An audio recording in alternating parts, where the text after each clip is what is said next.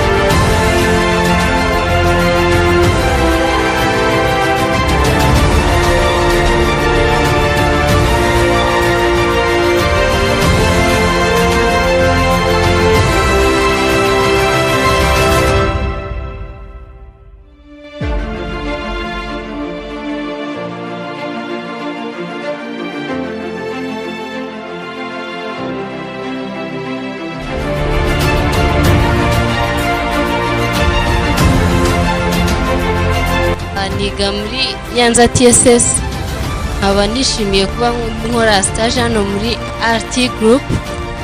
Nabikuriza abanyeshuri biga multimedia ndetse na electronique computer application indi ko mwaza hano kuko ni byiza dukora neza.